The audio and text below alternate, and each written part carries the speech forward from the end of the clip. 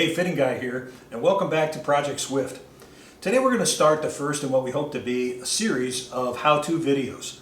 See, the purpose of this project is to showcase the Phenix product and how it works on a real racing car. So along the way in the restoration of this racing car, we're going to stop now and then and do a thorough how-to on a particular plumbing application. Today we're working on the fire suppression system, and that's going to involve some basic adapter fittings, some elbows, and some tube nuts and sleeves. So we're going to be using a flaring tool and some aluminum tubing, and it's an interesting project. I will admit that the way I'm going to do it is going to be a little bit overkill, but we're going to talk about the philosophy of why we're doing what we're doing at the end of the video. Join me over at the bench now. I'll show you some of the tools and supplies that we have for this little project. Okay, for basic tools, you have a standard issue tubing cutter. You can get it at any hardware store. A small file, of course a Phenix adjustable wrench, and a little bit of 3-in-1 oil. We also have some nice straight aluminum tubing and a few Phenix fittings to put it all together. Now these nozzles come with the fire suppression system. One more tool I forgot to mention, and that's this 37-degree flaring tool. And you want to make sure that when you buy these things that it's a 37-degree flare, because that matches the AN fittings. It'll make for a very nice seal. There are some cheap ones out there that are for household plumbing that are 45 degrees. That's not what you want. Make sure you get the 37-degree flare and the various sizes in the tubes that you can see here. Okay, I'm going to give you a little quick tour of what's been done so far. This fire system is operated by a pull handle here right inside the cockpit. There's a safety pin that needs to be pulled before you can pull that release. You've got a cable that runs around and flows down through the framework down to where the fire bottle is. Now, the fire bottle, quite honestly, is in a weird position, but it has to do with where this cable goes into the plunger. There's a spring-loaded plunger inside here. When you pull the cable, it lets that plunger open a seal, and it lets the fire suppression chemical into the system and hopefully put out the fire. Now, there's a 1/4-inch NPT thread opening right here. We need to put a fitting in here and start the system from there. But it's weird because you've got the gauge down here. So whenever I go to tech, I'm going to have to bring with me a little mirror so I can show them that this is full. If you stick a mirror underneath here, you can see it.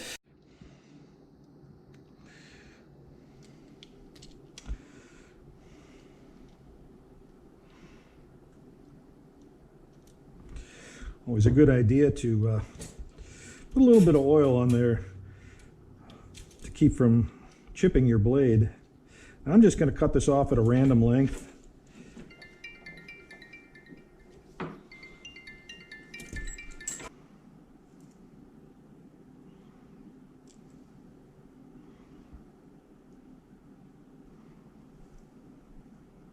So the first fitting that we need to install here is this AN4 male to 1/4-inch male NPT swivel elbow. And you know, you could do this with two different fittings. You could use a straight adapter fitting straight into here and then put a 90-degree elbow on there. But I believe, and it's our basic philosophy here at Phenix, that you do a plumbing job with the fewest number of fittings. As much as we like to sell fittings, we like the job done right. A little bit of this.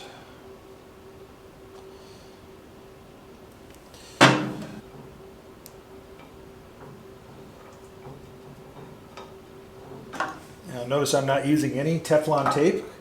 I don't believe in Teflon tape in an AN system. I think that's good if you're putting together a sink or a toilet, but this is no toilet.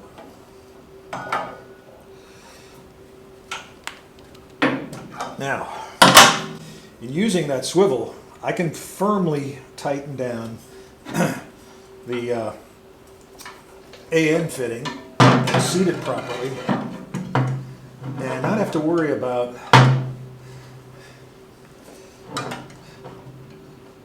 it coming out in the right direction, because after the fact I can aim it any direction I want. Let's see if we can get this.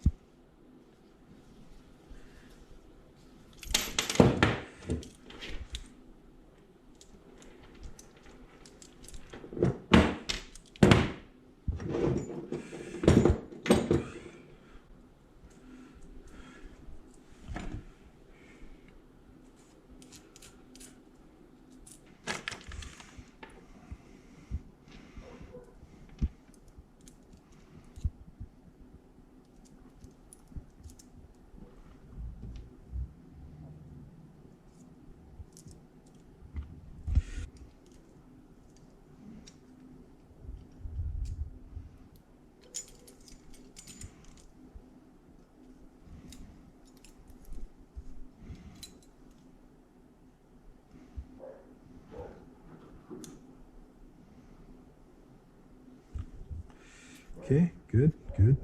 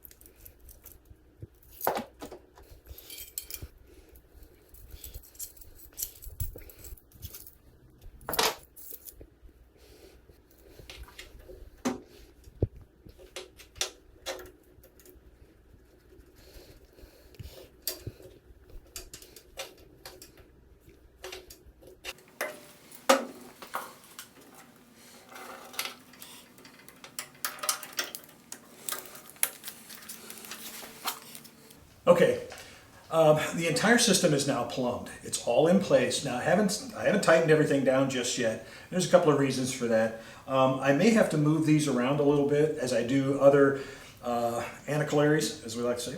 Other ancillary items that are going to run from the front to the back, whether it's brake lines or electrical lines or whatever. I'm going to want to bundle these things together. So I haven't quite cinched everything down. Okay, the system's completely installed, and I mentioned at the beginning that I was going to try and explain the philosophy behind what I did, because I've seen other guys out here plumbing fire suppression systems using rubber hose, using PTFE hose in stainless steel, braid on the outside, and some other things, all of which have a burn rate that start just north of 500 degrees. And I figure if a fire breaks out in a car this small with 7 gallons of racing fuel on board, there's a good chance that we're going to go to 500 degrees faster than I can find this fire suppression pole.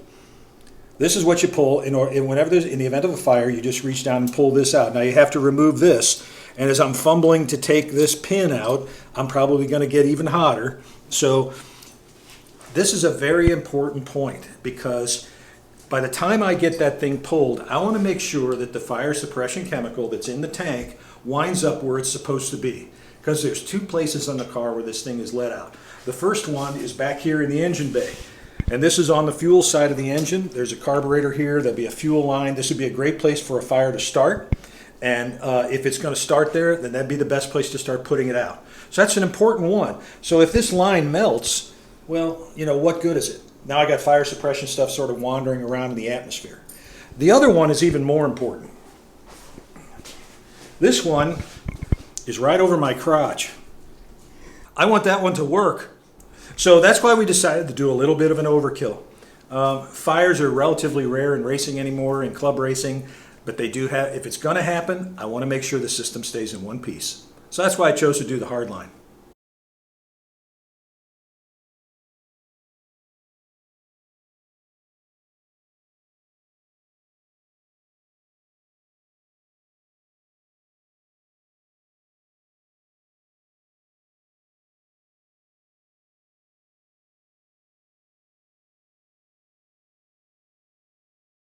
Hey, thanks for joining us here on The Fitting Guy.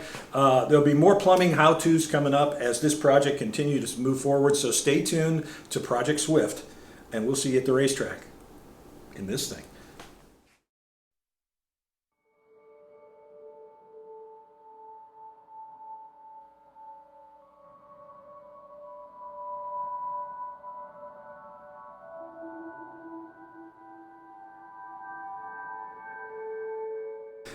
I mean, gee whiz, if my balls catch fire, what's the point?